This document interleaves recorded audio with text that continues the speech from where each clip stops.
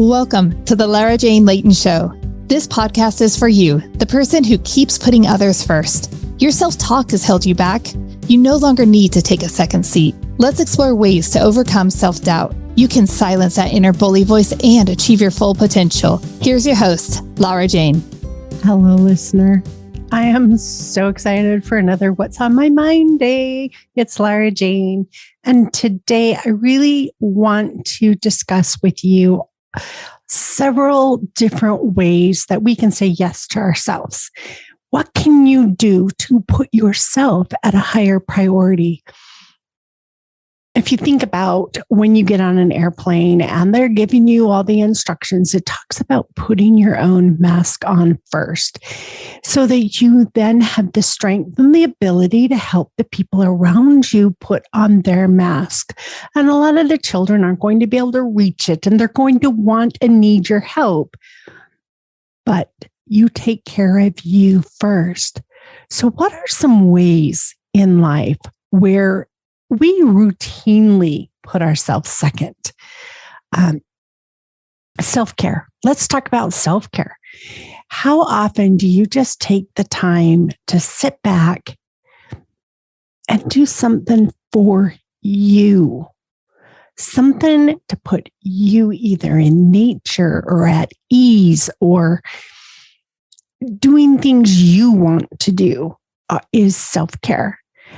It's not just getting your nails done. It's not just putting on makeup. It's not, those things sometimes we don't do for ourselves.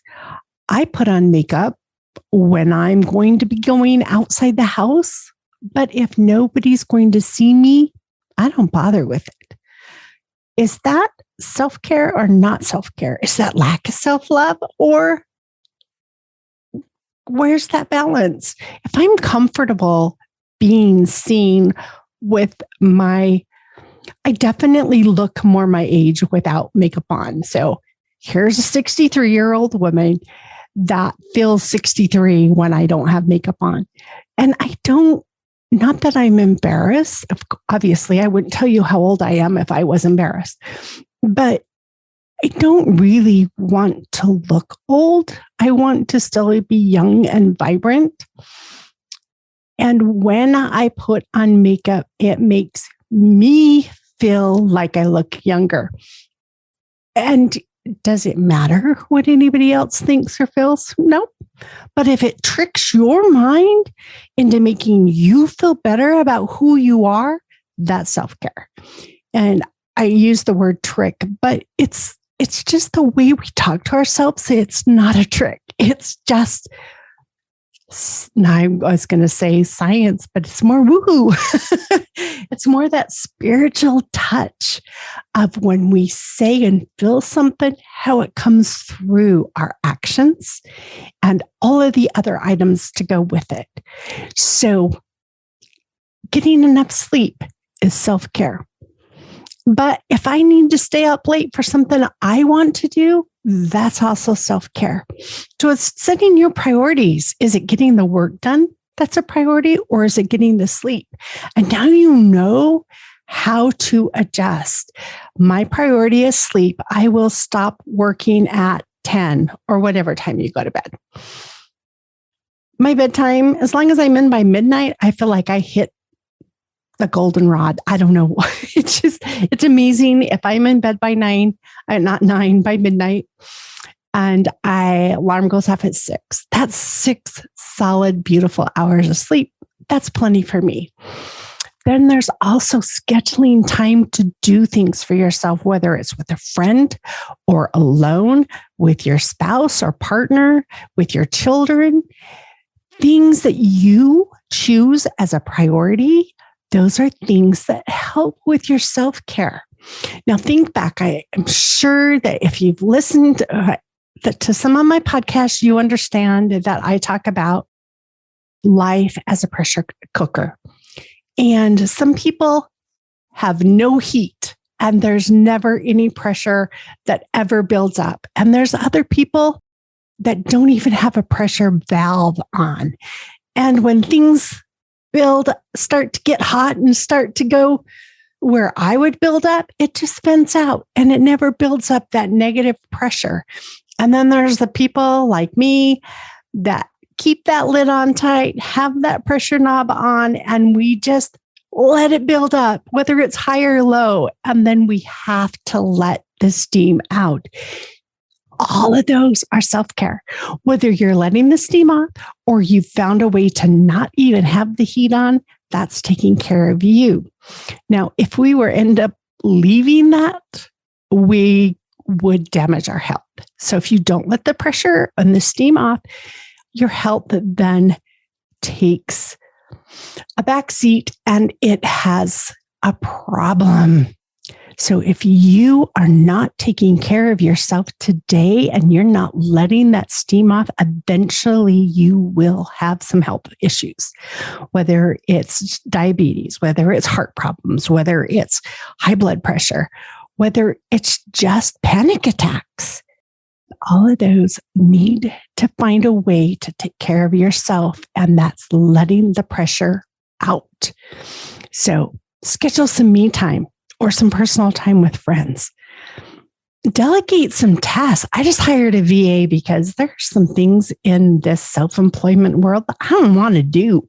I want someone else to do it for me because, as a corporate person, you just get to delegate so many things and you have your own little tasks. Well, all of a sudden I'm doing everything and it wasn't for me. So hiring a VA was exactly what I needed to stay motivated and not bogged down by tiny tasks that I didn't want to do. Or find a passion. What is your passion? Is it hiking, getting out, away? Is it a dog that you want to train and have around to lay by your feet while you're doing things during the day? Is it a spouse? Is it a child? Is it reading?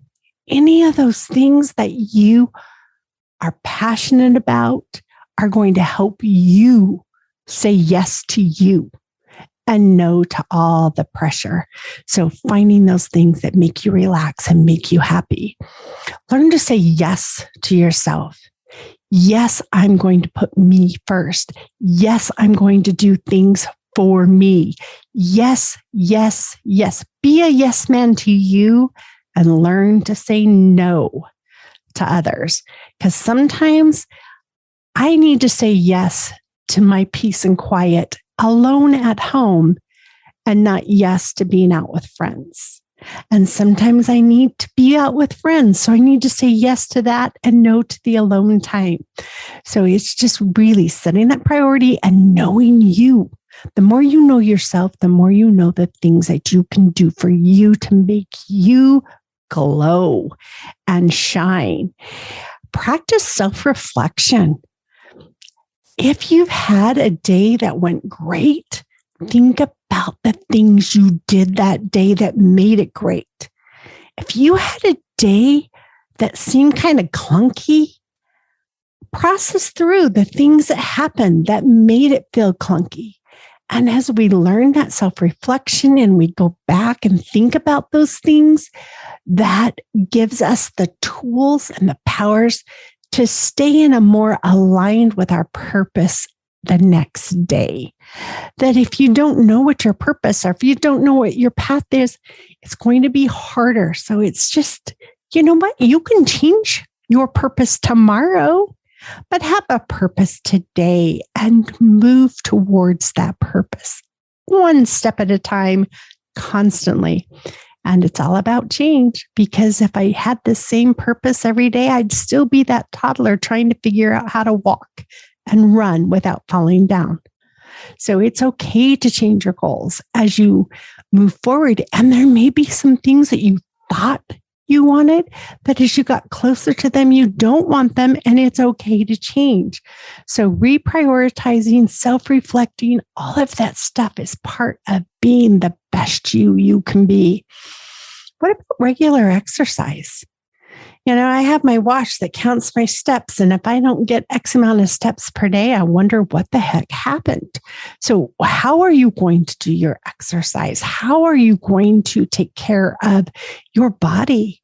There was a time in my life where I couldn't move. They took my driver's license away from me. They did things. I'm making it sound like I was a victim. I caused my own health problems, and I don't blame them for slapping me up against my face and getting me back on the right path. So those things, that exercise, however you want to do it, is better than nothing. And experiment. Maybe you're a gym rat and you feel better and you do better when you're at the gym. Maybe you're still kind of shy and don't like people looking for you and you want your own space in your house or backyard. Whatever it is, or walk around the block, that is getting your body moving, and that is what's going to keep your body moving. Find those things in your life that bring you that positive influence, whether it's podcasts or books or sound baths or meditation or yoga or people, those friends that make you feel good about who you are. That's all that positive influence. Find those things and people that you want to be around and embrace it and do it. And practice gratitude. This one I would put at the top of the list. If you can do nothing else, find gratitude. Pick up that nice, fresh drink of water and be grateful for pure, clean water. If it's a shower in the morning, be grateful that you have indoor plumbing that makes it so convenient for our personal hygiene.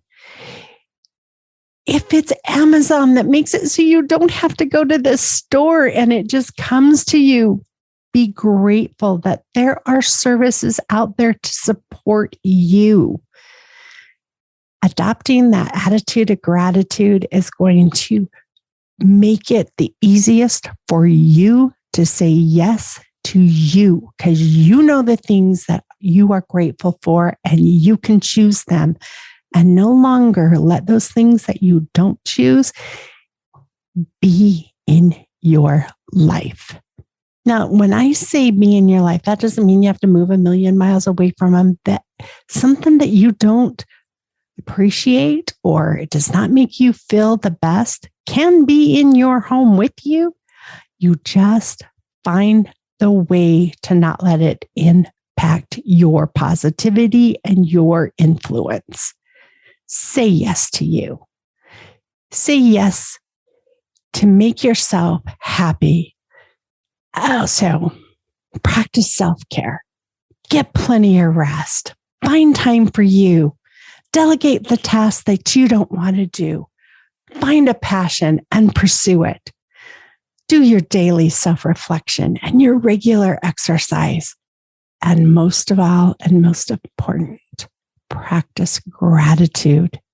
And with these things, you are saying yes to you. Have a great day. Stay tuned for the next episode because it's our interview episode and they are so much fun. I love the wisdom that all of our guests bring us. Stay tuned. Talk to you later. Are you tired of waking up exhausted? You are not alone. If you're looking to take your life back, let's start with the simple step of adjusting your self-talk. Stay tuned for the next episode with your host, Lara Jane. Remember to follow the show so you don't miss a next simple step that you can use to feel more confident. And please leave an honest review.